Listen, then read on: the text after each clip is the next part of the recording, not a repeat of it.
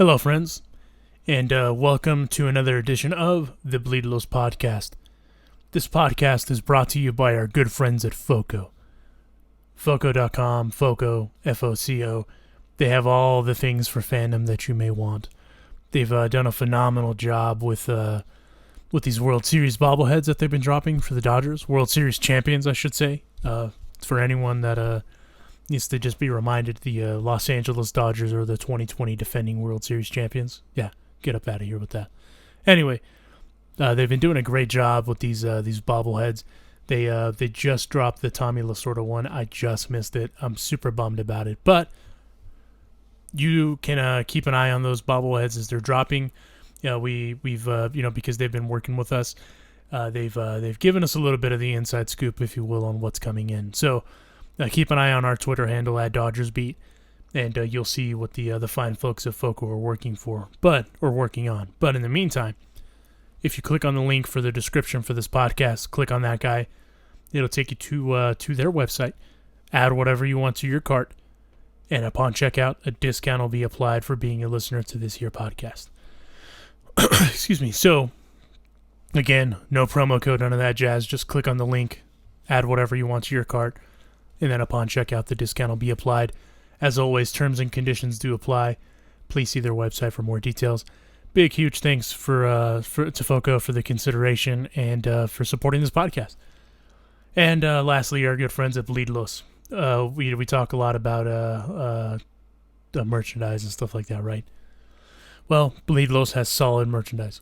All the Dodgers merchandise you can think of, they have. The Joe Kelly Fight Club shirt, they got it. At Culichi, they have stuff for him too. Walker Buehler, they got that stuff too. Check it out, bleedlos.com.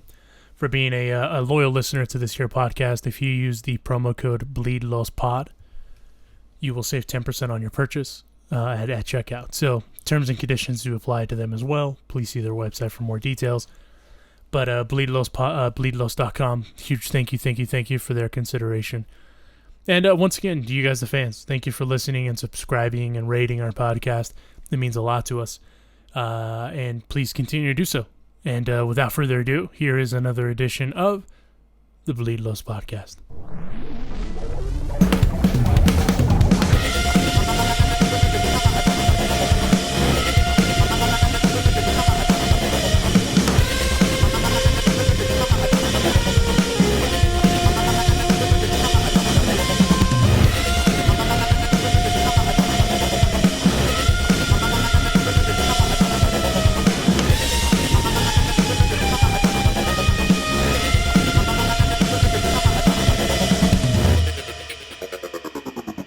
Hi, everybody. It's your boys Alonso y Juan with the babyface gimmick voice in the sky, Roger. We are 10 games in to the season, and it flew by like that, though. But as we kind of go back and look at everything from this week, I feel like it was a good week. What do you think, Juan? I would say so. I mean, any time that you can go 5-1 in a week, I think that's a very good week for the Dodgers, even though I know Babyface is upset because, Babyface, and for at least this week, I think Babyface is right. The Dodgers very easily could have gone 6-0. That Wednesday game in Oakland was tough to watch, especially not only the end with Jansen, but the runners in scoring position. My favorite stat, left on base, on Wednesday. And actually, you can go back to the Colorado series. The games where the Dodgers have lost this year has been their bad performances with runners in scoring position. And as we kind of go back and look at that, Juan, I have a question for you. Who was the starting pitcher in that game? For Wednesday's game? Yes. That was Trevor Bauer. Yes. As we speak of Trevor Bauer, as we look back at the week, if you recall, there was also, there's just a small ball gate is what I'm going to call it. And it's kind of important to bring up because apparently the Dodgers, at least Dave Roberts, thinks that they may be picking at one Trevor Bauer.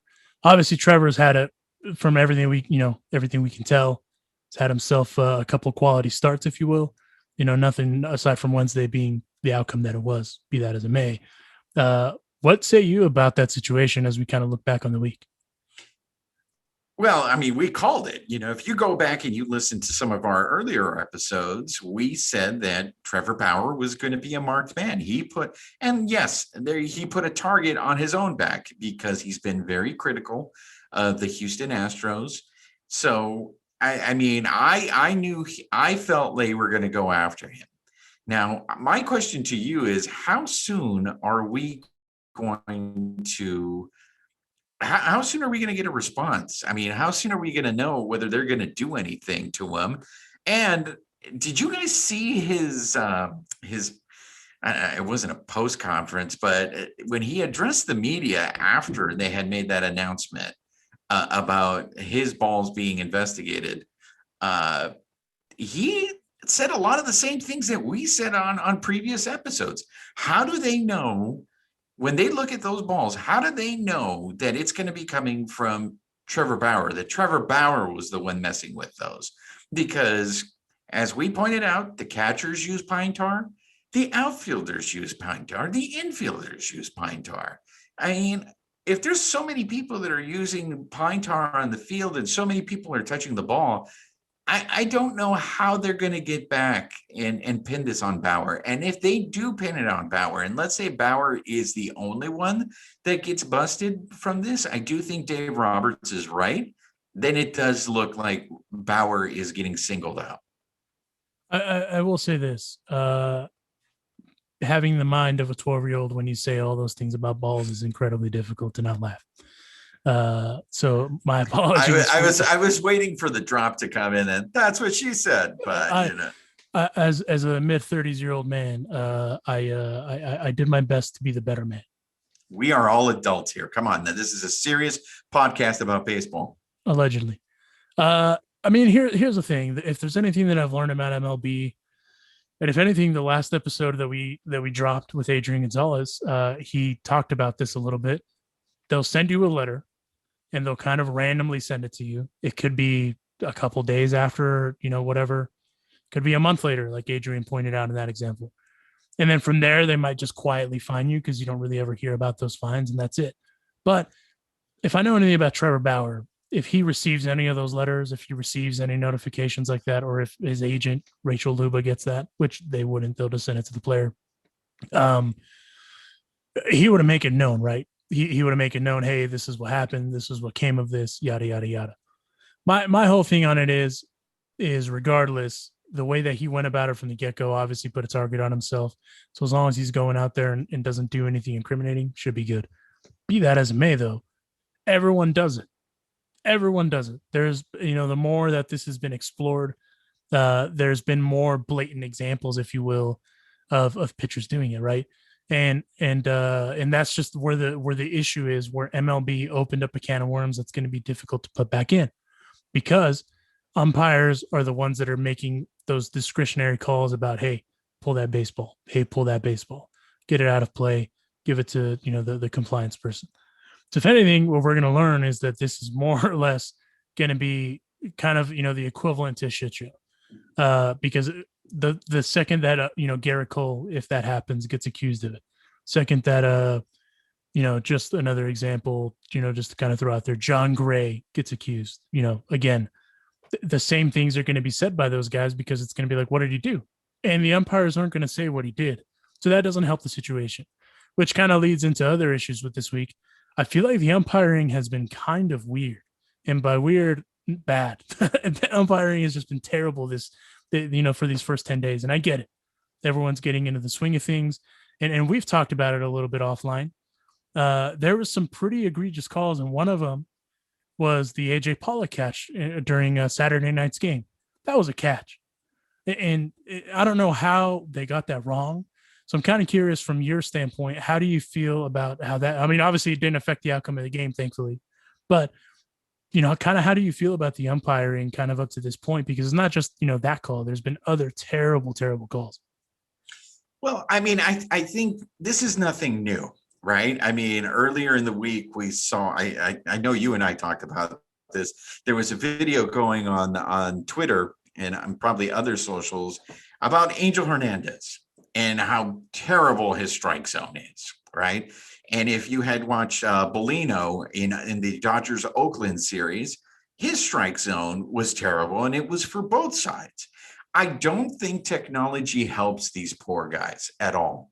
I think technology really makes these guys look bad. And the thing is if we're going to use all this, if we're using replay in the game, then I don't know what's it going to take for us to actually use that not robot umpires, but that robot strike zone. I mean, every telecast is showing you where the strike zone is. Every telecast is showing you whether it was a strike or a ball. So these umpires, I don't envy the position that they're in, because look, I mean, every umpire has their certain strike zone. There are certain umpires that will not give you the high strike, right? Then there's other umpires that will. There are other umpires that will give you the outside part of the plate. They'll give you the inside part of the plate. And then as a player, as long as you're consistent, you adapt to it, and then you go ahead and play the rest of the game. But I think with technology and the fact that the viewer can see every time, oh man, this umpire is horrible, it doesn't do any favor for these umpires. And I feel like maybe these umpires are getting worse at their job because of this, or maybe there just is no accountability. I know we've talked about this off air, but it's not like Angel Hernandez is going to get fired anytime soon, even though there is so much proof that he is not very good at his job. So if there is no accountability, if nobody's holding these umpires accountable for their performance, then I don't see how that we're ever going to get a solution to this problem. I think bad umpiring now is just going to be one of those things that it's just part of the game, and the players and the fans all have to accept it. I am curious to how much of an issue, if you will, come collective bargaining time, some sort of accountability for umpires is going to come into play. Because I feel like, I mean, all I thought of when I saw that video, the Angel Hernandez zone video, literally in my mind was, as those memes would say, the audacity. Because this is the man that also sued MLB for discrimination because they didn't make him a crew chief. And in my mind, it's just like, at no point in time did it ever cross your mind that maybe you just are not very good at your job.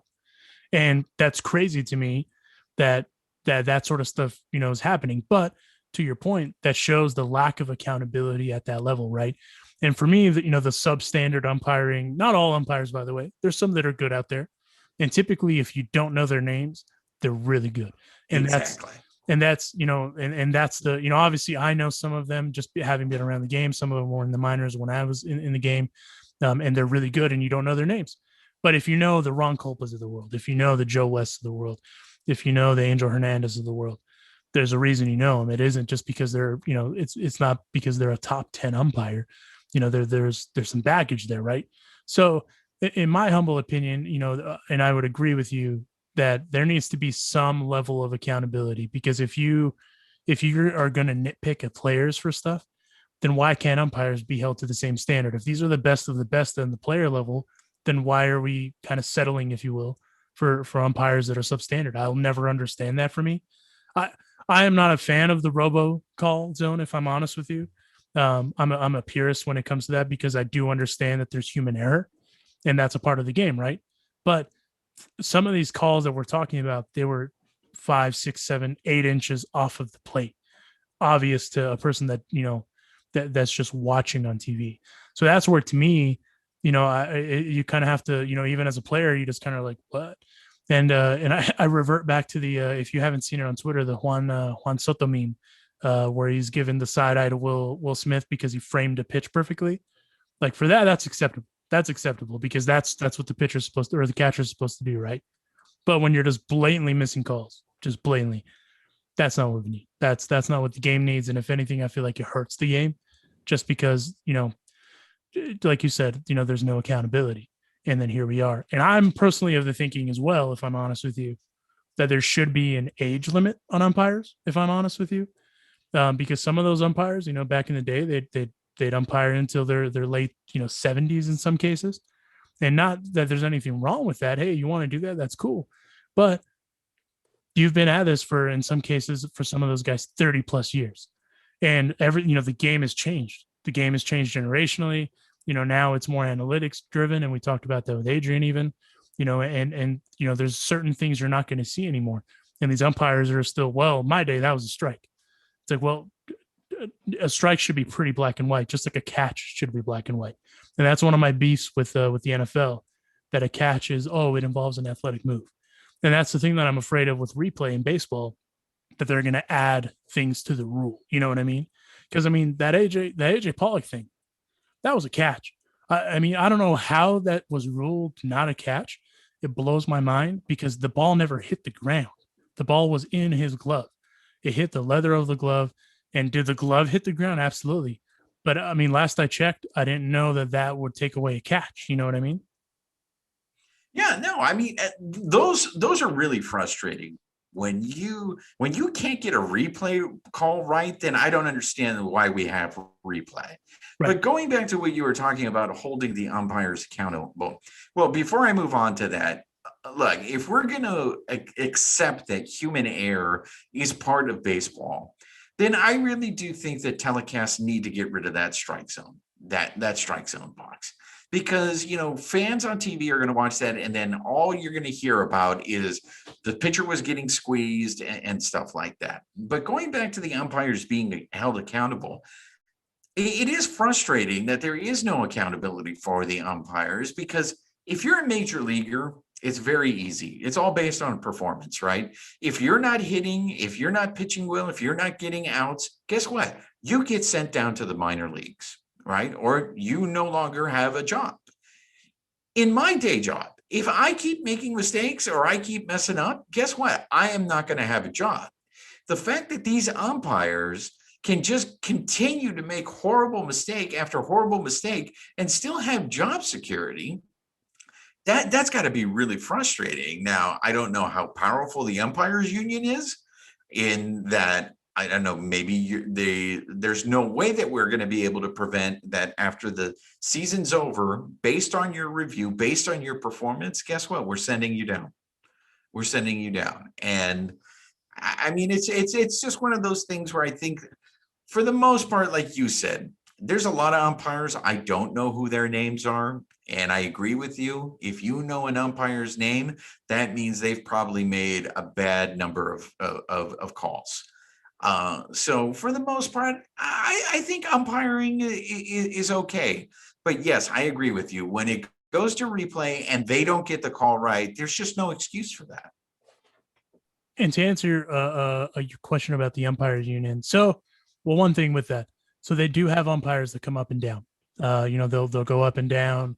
They need someone to fill in because whatever's going on, so they'll do that, right? That's normal. It's just like in the major leagues. They have contracts. They have to go through all that stuff, just like players to a certain degree. However, their union, they back their guys. It's similar to the MLBPA, the MLB umpires union. That is, they do the same. They back those guys tooth and nail, regardless. If you remember, the Angel Hernandez suit was essentially, was backed, if you will, by the union, the umpires union. So it's one of those things where if you have that sort of unity, if you will, then it makes it hard to collectively bargain that stuff in real time. However, just like the players union, they have their CBA that they have to come to terms with, and if the players push back enough, which I suspect they will, that's going to be one of those things, right? I am also of the party, though, that I do think that TV should not have the little strike zone, just because there's certain different factors that you don't think about. Obviously, when if it's like a spiked curveball or something like that, it's not going to necessarily hit the strike zone the same way that you see it on TV. So it's one of those things where we could litigate that all day. But to your point, I do think that there's a lot of stuff that needs to be enhanced on the umpiring end, and one of them is replay, because that was garbage. That was terrible. But moving on, talking about greener pastures and nicer things in the week.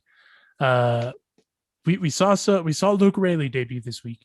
And for those of you that don't know, Luke Raley was in the 2016 or drafted in the 2016 draft. Some other guys that were drafted in that draft, you may know them: Gavin Lux, Will Smith, Zach McKinstry, Dustin May, Tony Gonsolin, Mitch White, just a handful of guys, no big deal, that are all in that. Some guys are calling it a prolific draft class, but what it boils down to though is, McKinstry's had himself a great week, but he's also been afforded the opportunity based on injury, and unfortunately, one of those injuries currently, we don't know how bad it is though, is one Mookie Betts. And I know you've been personally worried about that one a little bit, and it looks like they're shooting for Tuesday for him to start. Adrian talked about this on our last episode, and I found it as an interesting point of his. He said that the Dodgers are one of the very, very few rare teams where they can afford multiple injuries. He himself said four. I agree with him that the Dodgers have the ability to have that level of flexibility. But if all those names that we just dropped, kind of talks about, Andrew Friedman, and what, how they're, the just overall the front office of the Dodgers, even pre-Friedman, they just did their homework, and now some of that talent is coming up to this level. I know you're worried about Mookie, so first we'll start there. How do you feel about Mookie, and kind of looking into next week? How do you feel about that situation? Yeah, I know you guys always make fun of me and you think I hit the panic button too soon, but I mean, the thing that concerns me about Mookie is he's missed 4 games. Okay. And there was an off day in between there. Okay. So he's had 5 days off. The thing that concerns me the most is it's the back. That's something that if there is something wrong, or let's say they think, oh, no, I'm fine, and he tries playing through it and he ends up making it worse, that's something that's going to stick with him for the whole season. And that's something that might go ahead and flare up at the worst time during the season. I mean, we already have a situation like that. I mean, Kershaw's back is a ticking time bomb. You don't know how long that back is going to hold up. And the thing is, it's your back. So it's not like you need it to play the game. So it's not like it is something that you can play through. You're absolutely right. The Dodgers have that luxury because of their depth that, they can't go ahead and afford to give him some extra time. My thing is this: he's already missed 4 games.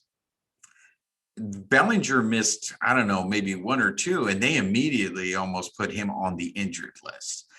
So why Mookie hasn't been put on the injured list? I mean, if you're not going to play him, I don't like the idea of playing with one man short on the bench, especially with the way that Roberts makes some moves, the way he plays the game.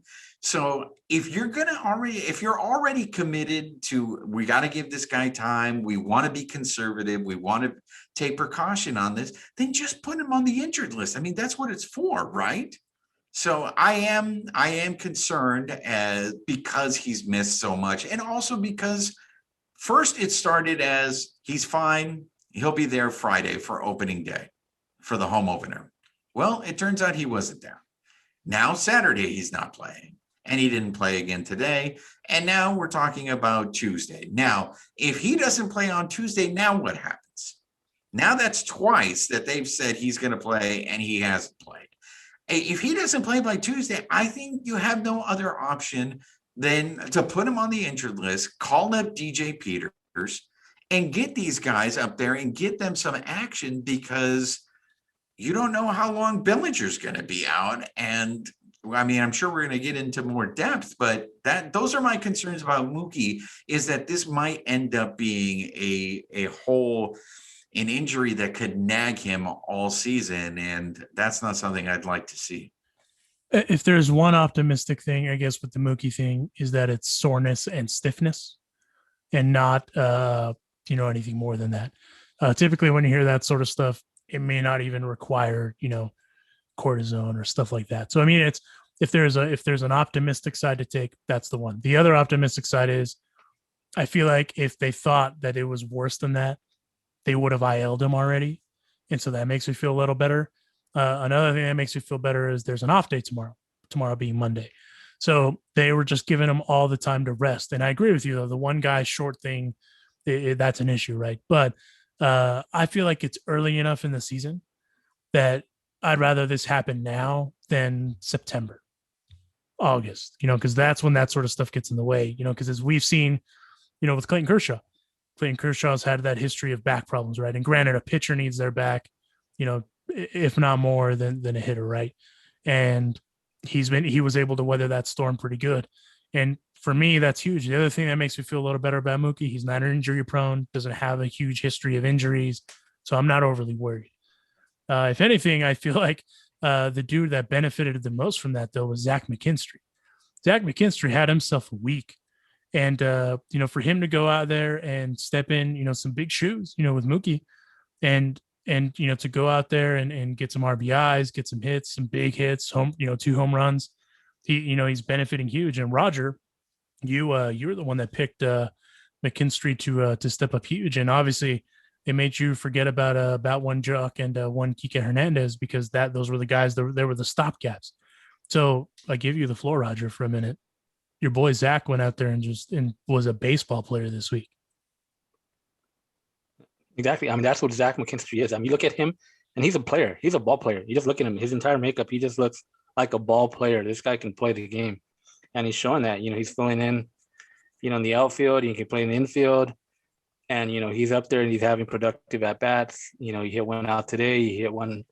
Aided a little bit by the sun, but I think he might have had a little bit to do with that as well. And he knocked in some runs. I mean, he as of today, he's leading the team in RBIs. He's like, was it third in average, tied for home run on the team. So, I mean, he's doing it, and I think he's gonna carry that the entire season. And Dave Robertson asked him the same thing, and he thinks he can do this the entire season. So, if he does, I mean, I think we may be looking at a little early here, but we might be looking at a rookie of the year. Bold. That's a bold take. But you know what? That's what we're here to do. But I do think that Zach is showing it's gonna prove to be difficult when the time comes. Excuse me, for someone to go down. As far as that goes. I mean, how do you option that guy? You know what I mean? And speaking of DJ Peters, did you also know that DJ Peters was in that 2016 draft class? So I mean, that draft class is preposterous. So was Jordan Sheffield. So I mean, it's one of those things where all that talent's making it to the big league level, and it shows. As far as that goes. I mean, and good for Luke Raley too. Luke Raley had himself a major league debut. That's a big thing for anyone. But be that as it may, a part of it happens because of another injury to one Cody Bellinger. The Cody one, it sounds like it's a contusion. It sounds like he can't run. Doesn't sound to be more serious than that. Hopefully it stays that way. Given how they were talking about it, doing the whole retroactive thing, I don't think they're overly worried about it. But man, this Dodgers team, even with Cody Bellinger down, Mookie Betts down, they rested some guys for other stuff throughout the week as well. They still managed to go 8-2. And, you're using, kind of a combo of Edwin Rios. You're using Zach McKinstry, like we talked about, Luke Raley, Matt Beatty even got in on the action. So, I mean, given all that stuff, we haven't even talked about AJ Pollock's banger of a game on Saturday. We haven't talked about Max Muncy going out there and doing the thing. And that just tells you, it's just another indicator of just how good this Dodgers team is. And we haven't even talked pitching yet. No, you know what? I'm glad that you brought up Muncy, because me, I have been very concerned about what we were going to get from Muncy. But Muncy went 7 for 16 this week. The guy's hitting 375. Now, speaking to what you were saying about the Dodgers and how just ridiculous, this start is. Do you guys remember when Corey Seager was hitting like over 600 yesterday? Yeah. I mean, last week. Well, yeah. Corey Seager came back to earth this week, right? Corey Seager went 5 for 27 this week. So it lowered his average to 342. Okay, so Corey Seager is not, no longer leading the Dodgers in hitting, if you believe that or not. But I think because of these injuries, because Betts went down and because Bellinger went down, you obviously need guys to pick those guys up. So the fact that McKinstry is doing what he's doing, I think is absolutely fantastic. Muncy has definitely picked up the slack. A guy who we have to mention, and I'm very surprised. Not surprised. I'm just very happy to see this. Justin Turner has picked up the slack a lot. Justin Turner is hitting 378 so far on the season. He's got 2 home runs, and he's been out there, carrying the offense, so to speak, this week. So for me, I think it's huge that we see Turner and Muncy being successful. Another thing, I think I saw this a lot on the socials, was the Chris Taylor love. Chris Taylor not only is huge, not just because, he went 5 for 16 this week, but what Chris Taylor does is he's playing center field. We thought we were going to see Chris Taylor the majority of the time either at second base or in left field. So you have that luxury where Bellinger goes down, and now you got Chris Taylor out there in center field, and he doesn't miss a beat. It's not like, look, I do think Cody is probably a better center fielder than Chris Taylor, but you don't miss much with Taylor out there in center field. So I think that's very encouraging for the Dodgers that you have these guys. And it just, again, we've said this, I know we sound like a broken record, but it's ridiculous that you have these guys who may not be superstars, but just consistently put up numbers that help you win games. Well, and to add to that as well, one Austin Barnes, Baby Mookie, as Roger calls him, had himself, pretty good a couple starts there, since he mainly only plays when Kershaw throws. 5 hits, he's got 3 RBIs, slashing 278. So this team, it's crazy too, because a guy that we haven't even brought up yet, that I feel like unjustifiably gets lost. Well, we brought him up already, but he gets lost in the fray of stuff, if you will, is AJ Pollock, because he plays in an outfield with 2 other superstars, and Cody Bellinger and Mookie Betts. Obviously, Mookie Betts is, in my opinion, the second best baseball player on the planet, but it's one of those things where he kind of gets overshadowed, if you will. And he's going out there, with 4 RBIs, 7 hits, hitting 226. But those hits were huge hits. And we saw last night, what he did on Saturday night. And defensively, he was there too. So it's one of those things where this team, they surprise you a little bit. Coming in hot with everything. I mean, JT had himself, his average is only 378. It's fine. It's no big deal. 36-year-old JT just out there raking. And 14 hits. So, it's one of those things where JT has kind of been notorious for starting a little slow, not starting as fast as he has, but man, he's in the pocket now, as we say in the drumming world, and he's feeling it. And the thing about it is his glove hasn't taken a step back either. That's the one thing that I know some people were worried about, is that he might be missing a step now, going into age 36 season. I'm one of those people. And so far, he's proven us all wrong. Even though Babyface is worried about his throws to first base, right? Babyface, get in on this. Yeah, some of those. I think they were more. they were more kind of just lackadaisical type of throws. He kind of just picked them up and kind of just chucked them over there. It looked like. So I think they were kind of, combination of that, and but I think he's last couple of games he's improved. So not too worried about that. Well, all his errors this season are all throwing errors. Yeah. Mm-hmm. Another guy too that's surprised, I feel like, some people, is Gavin Lux. Gavin Lux is quietly, doing his thing, getting that on the job training, even as a stolen bag. And I feel like, we've talked about this with the keys to the kingdom, if you will. They for sure given him the keys to the kingdom, because he's been the everyday second baseman. What say you, Juan, about Gavin's foray into the 2021 season? Well, I will say this. I really loved Gavin Lux last week. This week, I'm a little nervous because the last 4 games, he's been shut down a little bit. This week, he went 2 for 19 this week. So it is interesting for me to keep an eye on him to see how he bounces back next week. Because prior to probably the last game in Oakland, he was solid. He was hitting over 300. It was great. This was gravy what we were getting by Gavin Lux. And he was playing really good defense, and he was able to spell, Seeger at short a game. So I was liking everything I was seeing about Gavin Lux.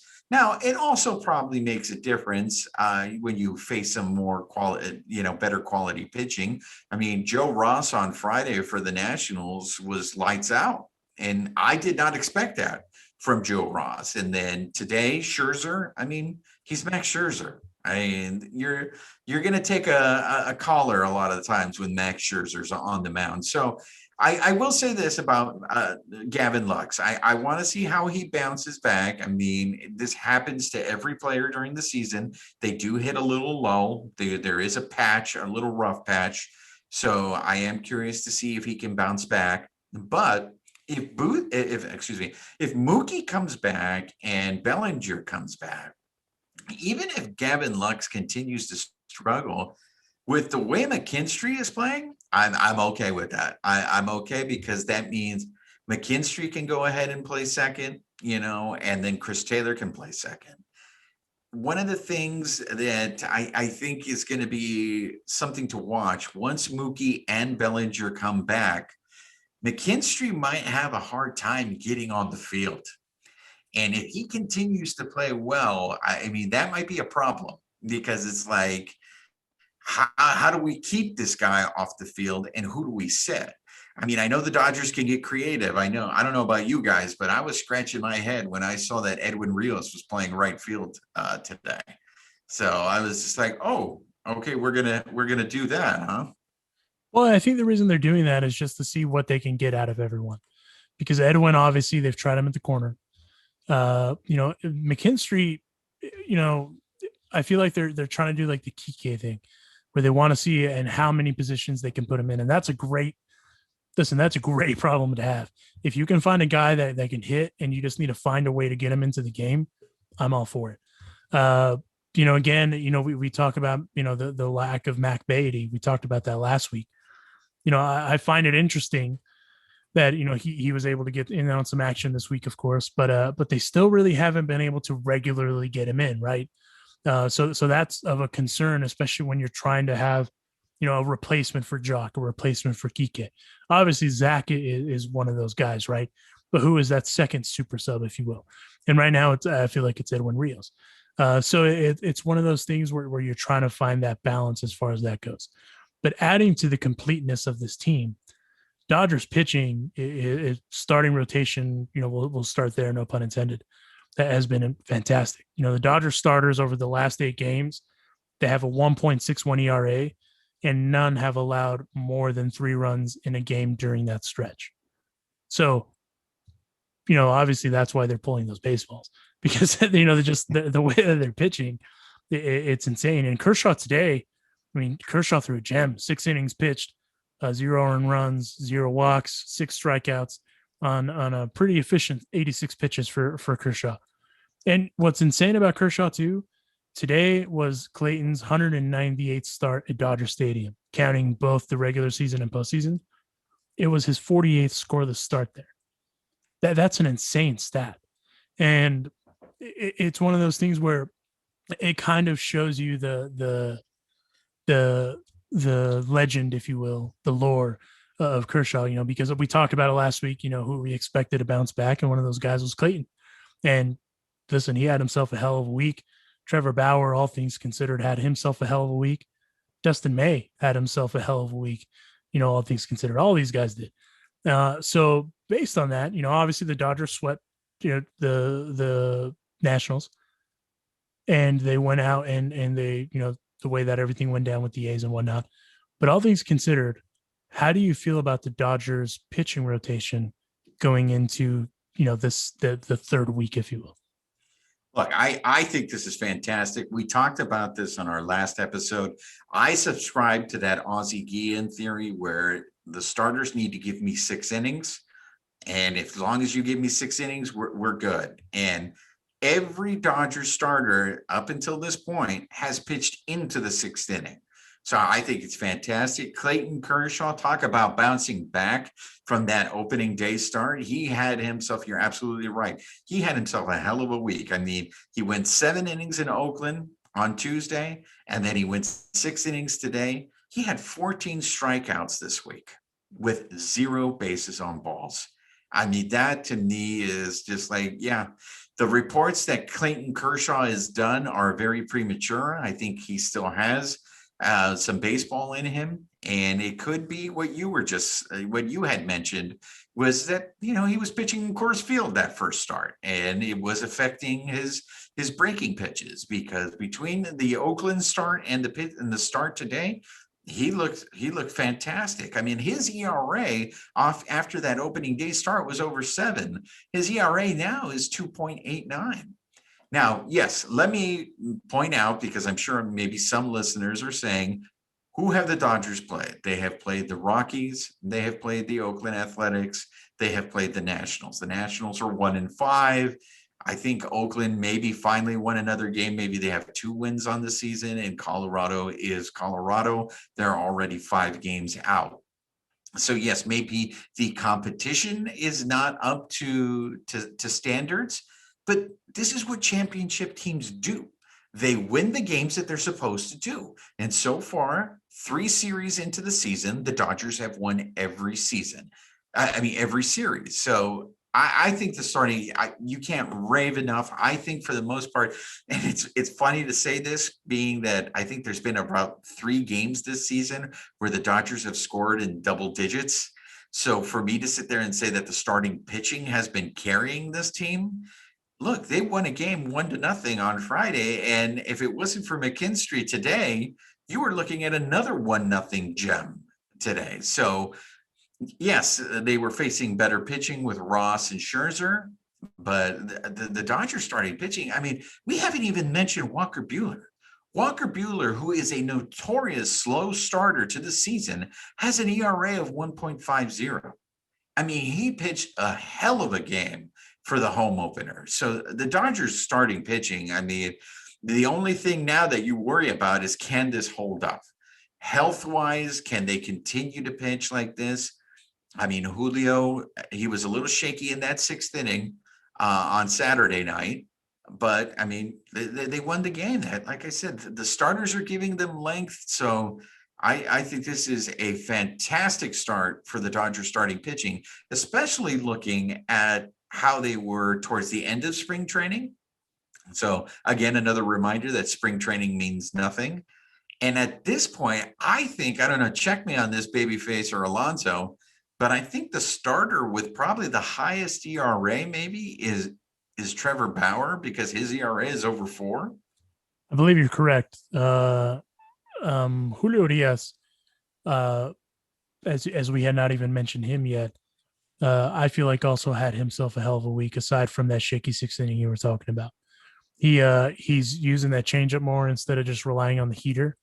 And listen, that's one of those things where if a dude like Julio, who's already ranked highly as a number 2 guy, can figure out a second and a third pitch, it's over for you guys. It's not even fair, because that dude already had electric stuff, but now he's in the groove with the changeup. But Walker Buehler, man, that dude he's quietly going out and showing everyone that hey, I know that everyone's talked about Julio, I know everyone's talked about Trevor Bauer, trying to figure out this 5th guy, but you all have forgot about me.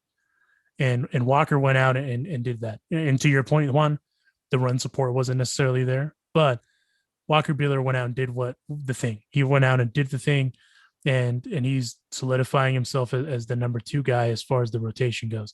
And you know what? I'm not even mad about that, because that's what we needed out of Walker Buehler. He's not starting slow. He's not having those woes where he's slow starting and having issues, getting deeper into the games or what have you. That dude came to play this year. And I feel like that's what that's the kind of the sort of mentality the Dodgers needed if they were going to repeat. They just had to come in and hit the ground running, and they've done that. So I listen, like you said, I couldn't be happier with the way that this rotation started. And even at that, real quick before we jump into the bullpen, this week we're going to see something that we've all talked about, and it's that first series against the Padres. And in pitching, as far as that goes, your boy that we just talked about, Walker Buehler, Clayton Kershaw, and Trevor Bauer are set to start against those Padres. So they're getting the rotation against the ShowPads. And I feel like that's that's the sort of stuff that these guys are looking forward to, where I think we might see I know we've seen the best, if you will, to a certain degree. Trevor Bauer's already taken a no hit into the seventh, if I'm not mistaken. Walker's gone out and done the thing, and then Kershaw's on the rebound. So I feel like now is the perfect time to go out and showcase that, if you will, against the Padres, because that is going to be the rivalry for years to come, right? So I'm kind of curious. As far as the bullpen goes, before we dive more deeper into the San Diego thing, who stood out to you this week in the bullpen? Oh, I think there's only one name that actually stood out and was just it's very impressive, and that was Knebel. I mean, Corey Knebel's ERA is 0 on the season. I mean, he pitched 4 1/3 innings this week with 6 Ks. I mean, the guy is lights out. I mean, the one thing I will tell you, for those of you who watched the Sunday game, I was surprised that Roberts went to Knebel in the 7th inning instead of using him in the 8th, because the way that lineup was shaping up, you were going to get the top of the lineup in the 8th inning with the Nationals. I would have felt a lot more comfortable with Knebel facing the top of the Nationals lineup than Blake Trinan. Now, Blake Trinan went ahead and got out of that jam in that Sunday game, but Corey Knebel has been very impressive. I hope he stays healthy. That is a wonderful insurance plan to have if the Jansen thing doesn't work out. And I know we've talked about it on this show. We all have hot takes. We think the writing is on the wall for Jansen. So it's good to have that in your back pocket, that, if Jansen starts struggling and Jansen can't close out games, we got a guy like Corey Knebel. Well, and Kenley took that personally today, because he went out there and dropped the hammer. And it's one of those things too, where it's interesting, because obviously they're saying this is the best outing of the year and it's super early, but I get why Dave is doing that. That they're trying to get all the positivity in the world to Kenley to kind of keep it going. And I get it. I 100% get it. Again, it's one of those things too, though, but with Kenley, that, he had the command today, he had the stuff, it was great. And he pitched the top of the zone, like that's Kenley, right? Vintage Kenley. And getting swings and misses is obviously that's the sort of stuff that you're looking for. Interestingly enough, though, he's averaged, about 90 miles an hour on his cutter and about 91 on his fastball. And Sunday today, his 5 cutters were at the 93.5 mile an hour range, and he had 3 two-seam fastballs at 94. So obviously it's a sample size. So let's just get that out of the way. It's a sample size, but it's also kind of eye-opening because of how many people, myself included, have essentially been shitting on Kenley Jansen, because this is also a dude, that is no just, pedestrian pitcher, and he's gone out and done the thing. So I'm kind of curious, do you take that sample size and run with it, kind of like how the Dodgers are alluding to, or do you take it for what it is at face value and then just hopefully continue to progress on that? Well, you know what? What's interesting about Jansen, because you're absolutely right. I feel like he is the favorite whipping boy for the Dodgers, especially in the bullpen. But did you know that Kenley Jansen's ERA is 1.93? I did, yes, but yeah, you would think the way we talk about him that his ERA is over 6 and that he's hard garbage. You hit it. I think the problem with Jansen so far early in this season has been his control. On the season, he has more walks than he has strikeouts. And that's not good, because the minute he gets runners on base, he pitches differently. You saw today when he mowed everybody down and there was nobody on base. He hates holding runners on, and his control was an issue in that game in Oakland. And that's what led to it. But for me, look, I'm rooting for Jansen. I want Jansen to be good, because if you have a bullpen where you can trade out with Knebel and Jansen, then that means every night you have a chance to win a game, and you're not like, how are we going to close out this game? Because Jansen's not available. Well, guess what? If Jansen's not available, you got Corey Knebel you can go to. And if Knebel's not available, you got Jansen. The one thing I am curious to see is that second game in Oakland, Jansen looked like he was struggling with his control already. So then on Wednesday, it was a lot of the same. So I am curious to see if they continue to use him on back-to-backs, or if they might want to stay away from back-to-backs and then maybe rotate him and Knebel. But another guy in the bullpen that we haven't talked about today that I think has been really good for the Dodgers has been Victor Gonzalez. And let me just point this out too, Dodger fans.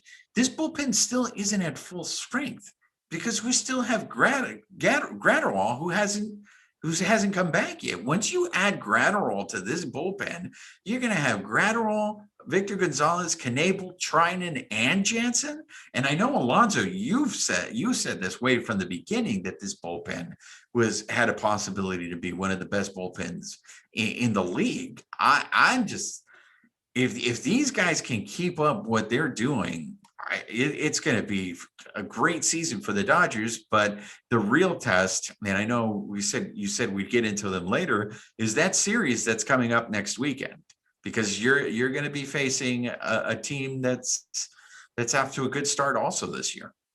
Well, and real quick before we move on to the Padres, Kenley Jansen, to his credit, has been working with Brandon McDaniel and his staff, and Connor McGinnis has been working with him too.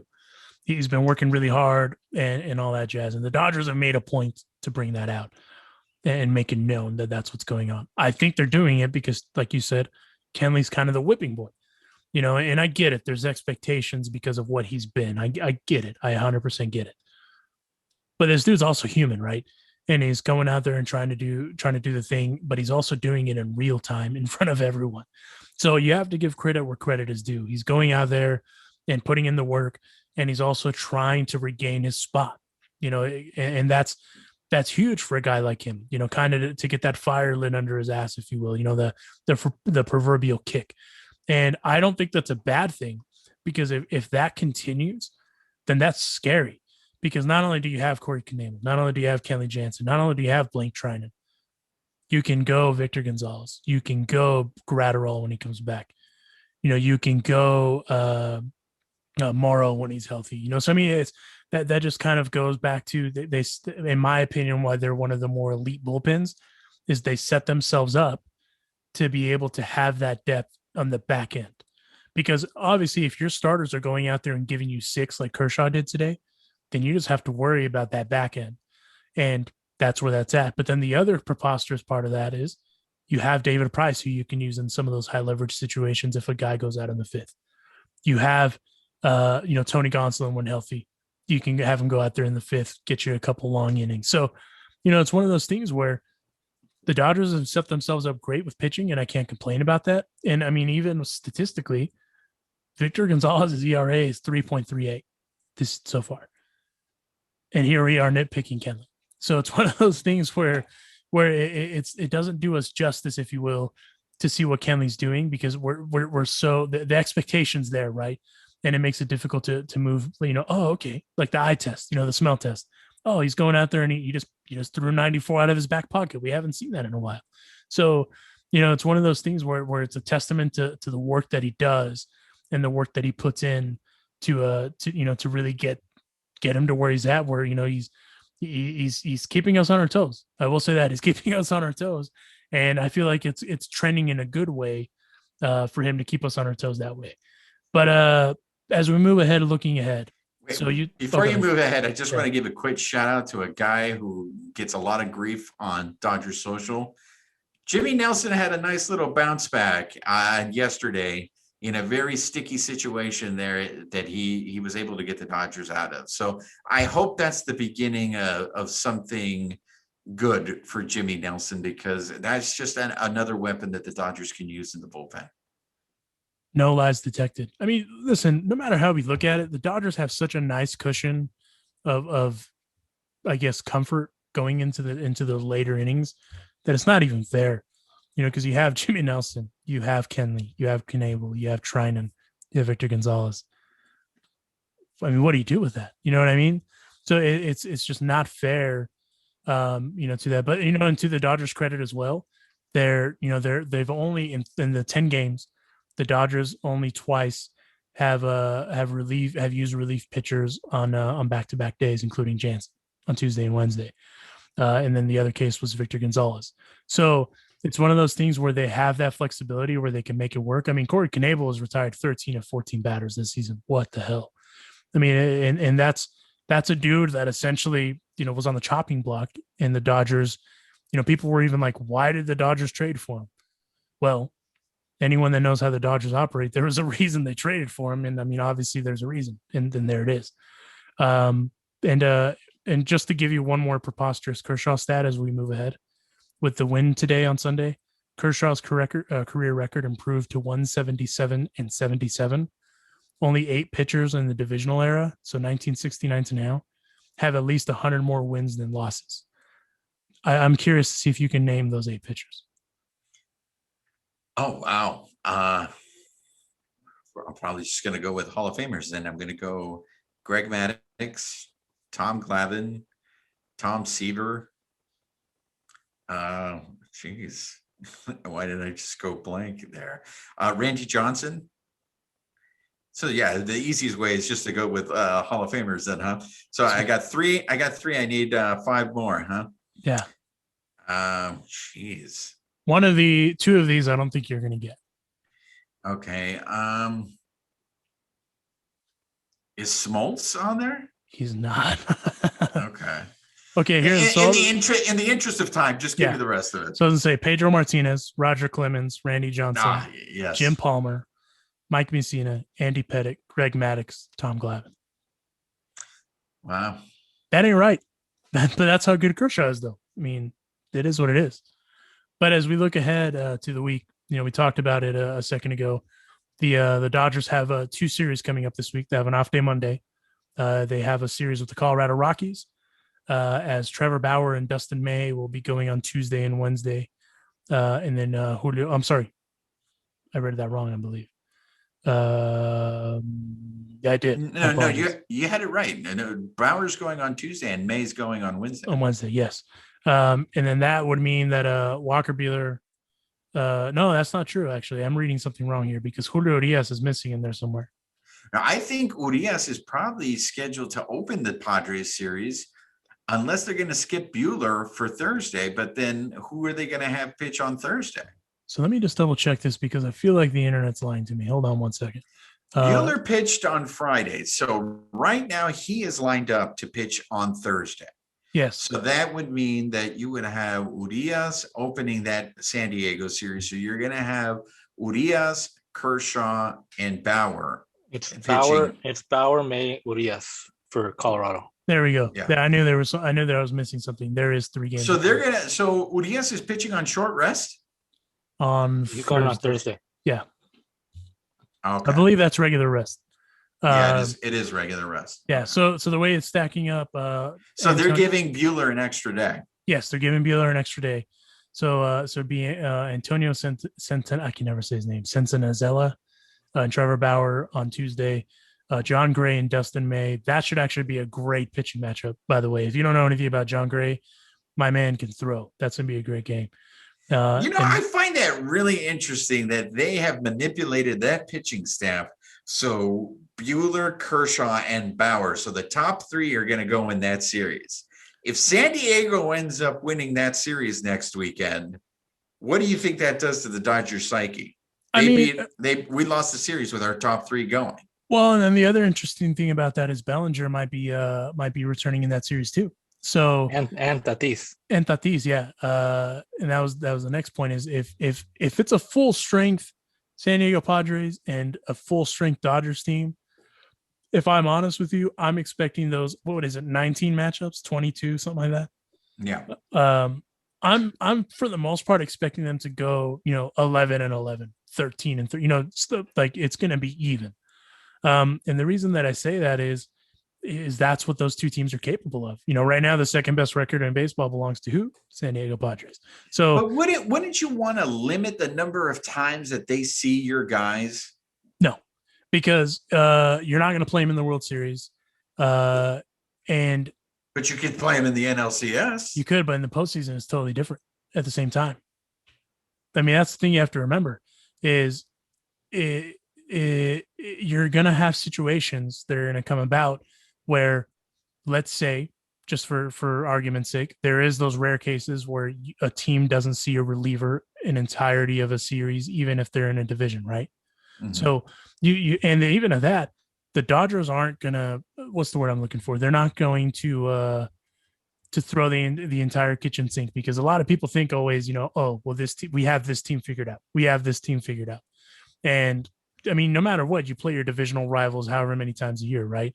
So it's one of those things where you have to go out and do your thing. But at the same time, if we're being 100% honest, the Padres haven't seen this Dodgers team. And what I mean by that is they haven't seen Trevor Bauer.